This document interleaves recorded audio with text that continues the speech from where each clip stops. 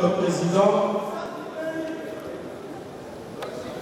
Je vais commencer par remercier le Premier ministre et son gouvernement pour le travail très grand qu'ils ont abattu. Monsieur le Premier ministre, vous m'avez vu descendre du perchoir, c'est-à-dire que l'air est grave en fait.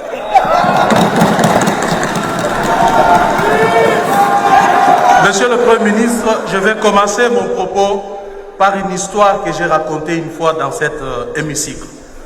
Cette histoire vaut autant pour le gouvernement que pour l'Assemblée nationale. Avez-vous déjà entendu parler de l'histoire de la dalle gardée par les militaires dans une forêt? C'est-à-dire, monsieur le Premier ministre, dans un royaume, 100 ans après, on gardait une dalle. Mais un nouveau commandant est arrivé dans la garnison. Il pose la question, mais cette dalle, on la garde pourquoi? Personne ne pouvait lui répondre. Ah non, c'est comme ça que nous faisons, nous gardons cette dalle, ça fait des années. Le commandant dit, mais comment on peut garder une dalle comme ça?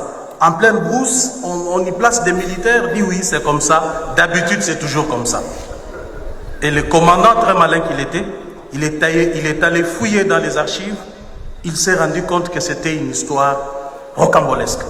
Qu'est-ce qu'on lui dit? Les documents renseignent qu'il était question d'aller poser la première pierre pour la construction d'une garnison militaire, loin de la ville. Et en principe, on devait construire la dalle pour que le roi demain vienne poser la première pierre. Parce que c'était dans la brousse, les animaux sauvages étaient passés la nuit et ils ont dérangé la dalle. Le matin, le roi ne pouvait pas poser la pierre et il a instruit cette fois-là qu'on construise la dalle et qu'on la fasse garder jusqu'à ce qu'il viendra poser la première pierre.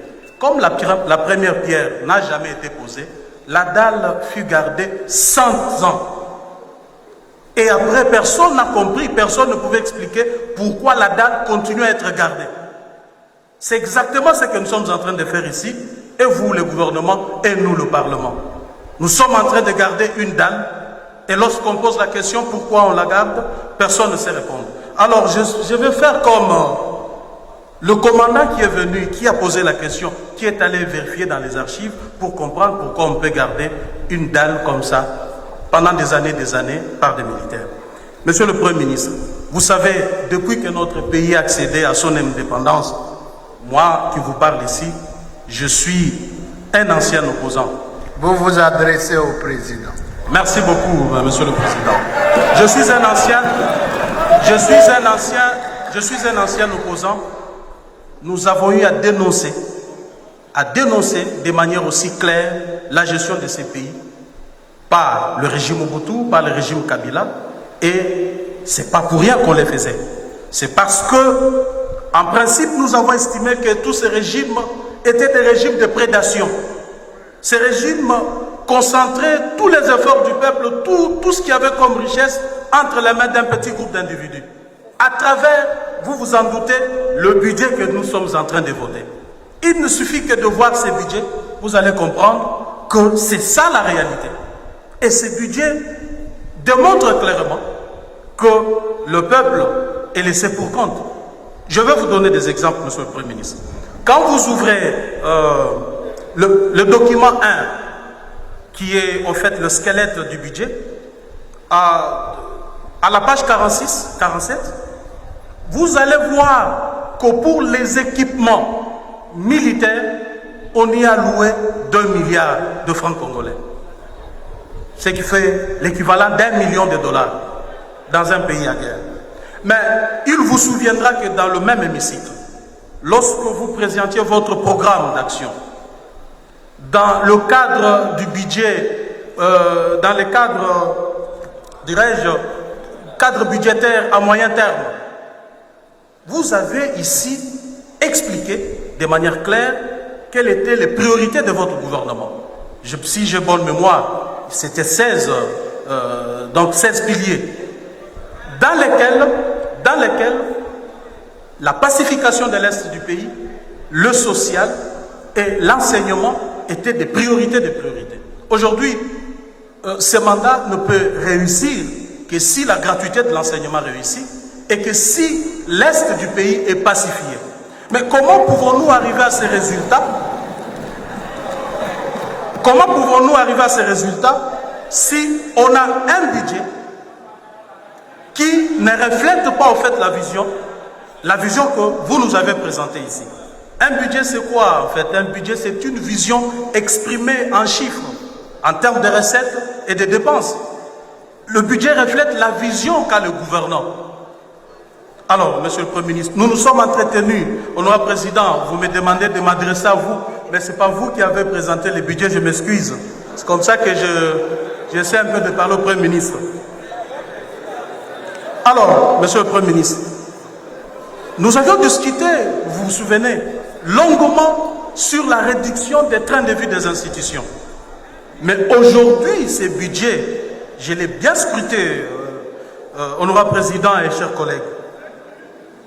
L'article 37 de la loi sur les finances publiques établit 16, je dis bien 9, excusez-moi, 9 titres comme squelette d'un budget.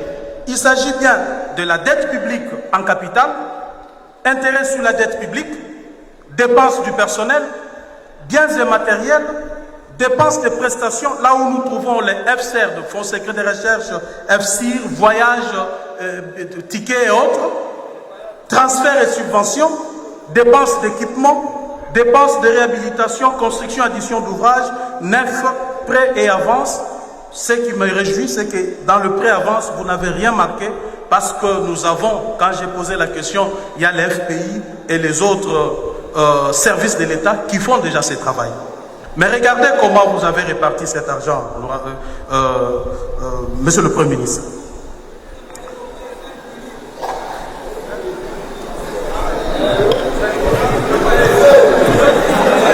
Poursuivez. Vous avez alloué au point 4, biens et matériels, ce qui inclut le frais de fonctionnement des institutions. Au point 5, dépenses et prestations, je parle bien de l'article 37 de la loi sur les finances publiques, Fonds secret de recherche, FCIR, tickets de voyage et autres, près de 900 milliards de francs congolais. Et ça alourdit le budget de fonctionnement des institutions. Il y a aussi, dans les transferts de subventions, les interventions, les prestations sociales, Monsieur le Premier ministre, vous y avez alloué 2000 milliards de francs congolais. C'est inacceptable. Monsieur le Premier ministre, notre pays est en guerre. Je vais nous poser la question, nous tous qui sommes ici, qui d'entre nous ici peut accepter que son enfant qui vient de terminer soit l'université, soit les humanités, aille à Kamina faire la formation militaire pour défendre le pays? Personne n'enverra son enfant, justement parce que nos militaires ne sont pas bien payés. Et nous tous ici, nous allons dire que c'est gâcher l'avenir d'un enfant, l'envoyer faire l'armée. C'est inexplicable pour un pays en guerre. Ici, je me rappelle que lorsque le Japon frappa les États-Unis à Pearl Harbor, les Américains furent mobilisés. Chaque dignitaire du régime à l'époque envoyait un enfant faire les services militaires. Les ministres, les députés et autres. Et voir les enfants qui étaient refusés dans les services militaires, beaucoup se pendèrent parce qu'ils estimaient qu'ils étaient humiliés, le fait qu'ils n'étaient pas acceptés dans les forces armées pour aller défendre leur pays. Et chez nous, nous-mêmes hommes politiques, nous ne savons pas envoyer nos enfants faire l'armée pour protéger notre pouvoir. C'est très grave parce que notre budget pose déjà problème. Je ne veux pas aller dans des... Je vais rester dans les chiffres, Monsieur le Premier ministre. Je vous fais une proposition. En fait, certainement, nous allons, je vais revenir à l'ECOFIN. Mais accordez-moi une minute seulement, je vais aller dans les chiffres que le budget nous a donnés. Monsieur le Premier ministre, en ce qui concerne le fonctionnement des institutions, vous y avez alloué 261 milliards 532 945 588 francs congolais. Nous vous proposons la réduction de 30%.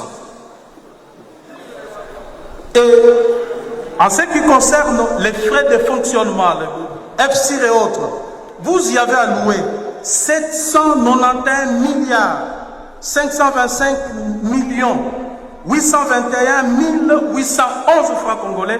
Nous vous proposons la réduction de 50%. Et ainsi de suite, 30% aussi dans les interventions. Nous aurons à récolter, si les COFIN allaient dans le sens de nos propositions, nous allons récolter 1000 milliards 345 millions 672 154 517 francs congolais. Et voyez, monsieur le Premier ministre, que vous allouez à l'armée chaque mois pour énumération 62 000, l'armée et la police, 62 milliards de francs congolais comme rémunération.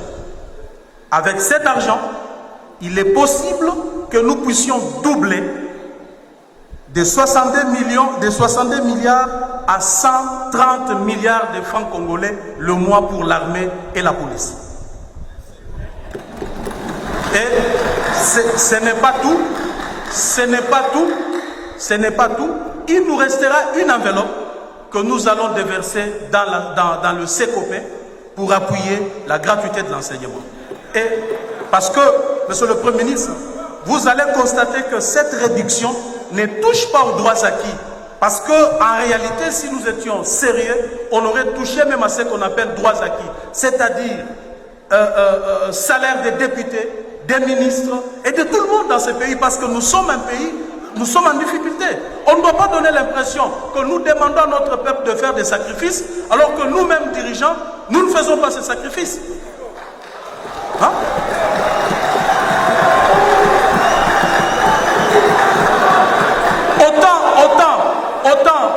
Autant tout le monde fait les sacrifices, nous demandons au peuple de faire le sacrifice, nous devons prêcher par l'exemple. Nous devons accepter qu'aujourd'hui, ce qu'un ministre touché hier soit divisé par deux. Nous devons accepter que ce qu'un député touché hier soit divisé par deux. Ce n'est pas du populisme, je suis sérieux et je sais de quoi je parle. Alors, chers collègues, pour chuter, de toute façon, le Premier ministre n'a rien à faire pour l'instant. Parce qu'il a déjà déposé ses projets de budget. C'est nous qui en sommes maintenant le maître. Parce que nous pouvons faire de ce projet de budget tout ce que nous voulons. Et ici, je voudrais bien m'adresser aux collègues de l'Est. Vous qui êtes en proie à l'insécurité. Vous qui souffrez avec nous, bien entendu. Vous qui venez régulièrement ici, arborant des pancartes, voulant sécher des plénières, que l'occasion nous est donnée maintenant de corriger ces budgets. L'occasion nous est donnée de corriger ces budgets et de revoir le tout de fond en comble, de manière à doubler, voire même tripler le budget de l'armée et de l'éducation. Merci beaucoup, honorable président.